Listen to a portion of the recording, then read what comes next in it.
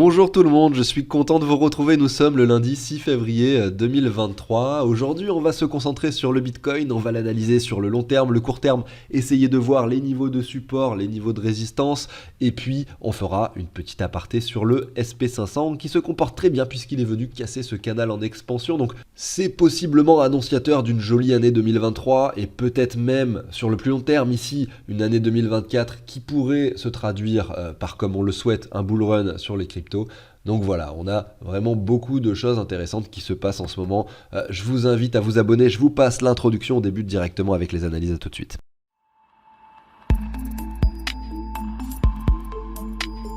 Allez, c'est parti. Déjà la première chose, j'espère que vous allez bien dans ce contexte de 2023 quand même, qui rassure un peu tout le monde sur le marché des cryptos, qui, on le sait, était vraiment dans une phase de panique et de capitulation. Je pense qu'on peut le dire en 2022, hein, c'était vraiment une année très très difficile, finalement un peu à l'image de celle que nous avions vécue ici, regardez, en 2018. Sauf que peut-être à cette époque-là, vous n'étiez pas dans les cryptos. Moi, c'était mon cas. J'ai pas vécu la baisse de 2018 comme aujourd'hui en 2022, puisque j'avais quasiment rien investi encore. Et regardez, hein, le Bitcoin avait perdu, si on prend de haut en bas, 85% de sa valeur, alors que là, on a un Bitcoin qui a perdu 77%. Donc c'est vrai que là, le graphique, l'échelle n'est pas proportionnée, mais effectivement, le crash que vous avez ici, c'est à peu près le même. Il est même un peu moins violent finalement que celui qui avait eu lieu en 2018. Donc tout ça, ça reste quelque chose d'assez naturel en fait, de voir moins 80% de perte, de chute et de perte de valeur sur le prix du Bitcoin.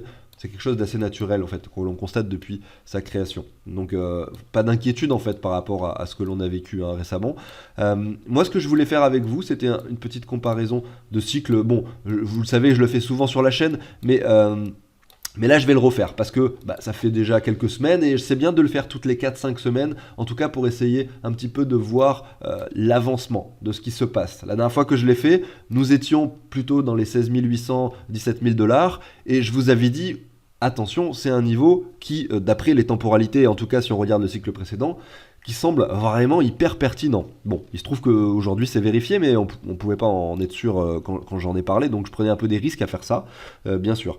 Mais regardez, on prend le halving spéculé qui a priori aura lieu fin mars 2024, donc pour le Bitcoin, et on regarde les niveaux finalement lorsqu'on était sur les 16 800, donc c'était à peu près par ici, on avait, voilà, je me mets par exemple à 67 bars à cet endroit-là. Regardez, si je prends pareil le halving qui a eu lieu du coup en 2020 et que je prends 66-67 bars, vous voyez, ça correspond pile poil, et c'est ça qui est extraordinaire, vraiment au bottom du Bitcoin. Donc peut-être que ça, c'était le bottom du Bitcoin. Si on se compare au cycle précédent, je le rappelle, c'est pas une science exacte, hein, bien sûr, et on va refaire le travail maintenant avec le cours actuel. Donc là, on est à combien de semaines du prochain halving ?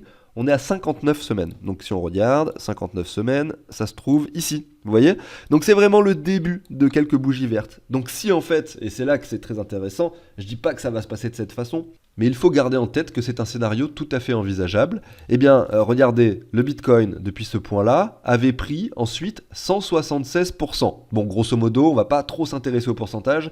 Pourquoi ? Parce qu'aujourd'hui, on est 5 fois plus capitalisé sur le Bitcoin. On est sur les 22 000 $. À l'époque, on était sur les 5 000. Donc, vu qu'on est 4 à 5 fois plus capitalisé, forcément, le Bitcoin est beaucoup moins volatile. Il vaut mieux regarder plutôt cette chute-là. La zone de rechargement, on voit qu'on est venu chercher les 61,8.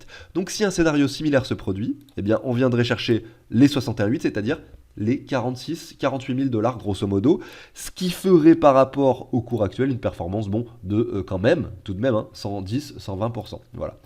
Donc ça, c'est un scénario tout à fait envisageable pour les 10 à 15 semaines qui viennent, c'est-à-dire avant l'été. Vous voyez, c'est difficile à imaginer, mais c'est vrai que voilà, c'est quelque chose qui peut se produire sans aucun problème. Maintenant, on oublie tout ce que je viens de dire juste avant, et on regarde simplement le graphique, et on regarde un petit peu ce qui se passe. On a un RSI qui monte, on a vu que le cours était en train de descendre ici, je ne vais pas refaire ma ligne blanche, alors que le RSI était en train de monter, qu'effectivement on a eu une confirmation de divergence, qu'on vient chercher ces anciens points de résistance, et que désormais, sur le très court terme, on retrace légèrement.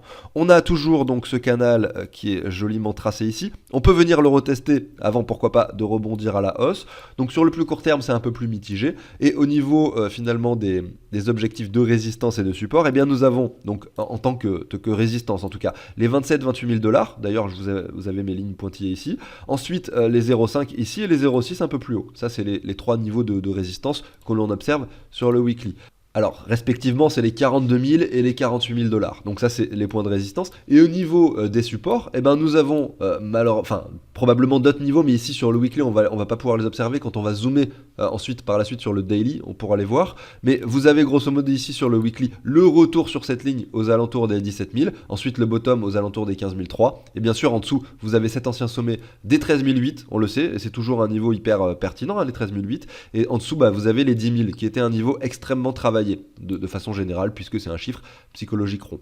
Alors, avant de zoomer maintenant sur le daily et voir un petit peu sur du plus court terme ce qu'il se passe, parce que c'est peut-être ce qui va aussi vous intéresser, eh bien on regarde un peu le SP500. C'est vrai que là, c'est assez impressionnant, le SP500 finalement, il a cassé ce canal en expansion que l'on travaille depuis le mois de décembre 2021. Donc décembre 2021, c'est quoi? Je le rappelle, c'est le sommet du Bitcoin. Enfin, c'était novembre, mais bon, grosso modo, c'est l'idée, hein.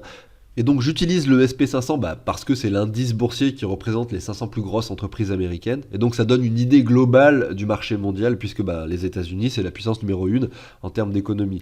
Donc voilà un petit peu ce qui se passe. On casse un canal en expansion. On a fait que chuter en 2022.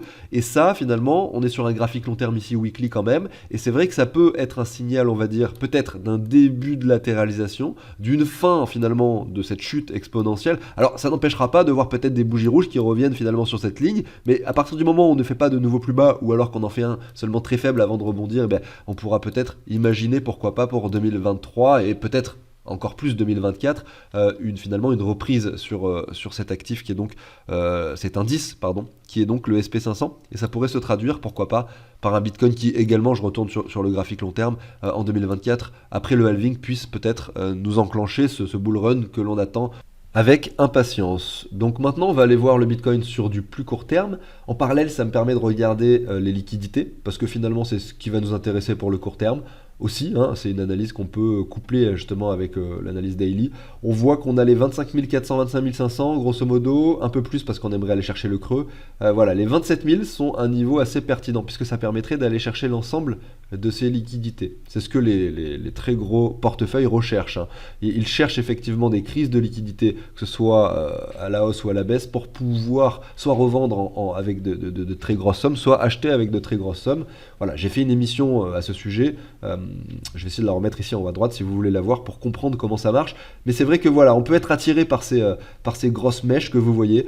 Et c'est intéressant de voir que ça colle un peu avec les supports et résistances qu'on avait fait sur l'analyse juste avant, puisque regardez, si on vient chercher le creux qui se trouve ici, on est sur les 27 600, vous voyez, donc le point de résistance dont on parlait tout à l'heure, hein, en tout cas le premier point de résistance, puisque évidemment là on est plus, comme je le dis, sur du court terme. Et derrière, regardez à la baisse, vous avez donc, si on vient chercher ce creux, les 18 600, en dessous, et c'est là qu'on avait effectivement positionné, finalement je vous le remontre, hein, ici, si on revient tester, vous voyez, cette ligne, on serait sur les grosso modo 17 000, 16 800 dollars, vous voyez. Donc si je retourne ici, 16 800, 17 000, vous voyez, ça viendrait englober ces petites mèches.